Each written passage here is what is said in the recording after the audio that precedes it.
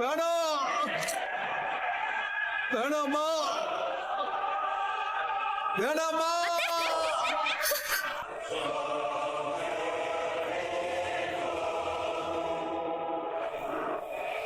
நிறுத்துங்க அத்தை. அவரை சாதிங்க அத்தை, ப்ளீஸ். முதல்ல துப்பாக்கியை கொடுங்க அத்தை, கொடுங்க. விடு துளசி, இவனை பாக்குற இடத்துல குணமாக்கணும் நான் ஏற்கனவே முடிவு பண்ணதுதான். எப்படின்னு கேக்குறீங்களா? நீங்க சொல்லிதான் பவானி அந்த வேலையை பார்த்தான்னு எங்களால நிரூபிக்க முடியும். இதோ இப்போ இங்க வந்து நின்னு இப்படி பேசிட்டு இருக்கீங்கல்ல, இதுவே நீங்க வாண்டடா வந்து அப்ரூவர் ஆகுற மாதிரி தான். குத்தம் செஞ்சவங்களை விட தூண்டிட்டவங்களுக்கு தான் கூடுதலா தண்டனை வாங்கி கொடுக்க முடியும். அதெல்லாம் உங்களுக்கு தெரியுமா? என்ன சிவகாமி அப்படியே அதிர்ச்சியாகி நிக்கிற? படிச்ச மருமகளை பத்தி இப்போ உனக்கு தெரியுதா? நீ தான் படிச்சவ, உனக்கு தான் எல்லா விவரமும் தெரியும் தானே இங்க வந்திருக்க. இப்ப சொல்லு, என் மருமகளுக்கு உன் பதில். எங்க பாரு, இவனை சுட்டுக்கொன்னா எனக்கு தண்டனை கிடைக்கும்னு தெரியாத அளவுக்கு நான் ஒன்னும் முட்டாள் இல்ல. தெரிஞ்சேதான் இவனை கொல்லணும்னு நான் முடிவு பண்ணேன். இவனை நான் கொடுக்கிற தண்டனை.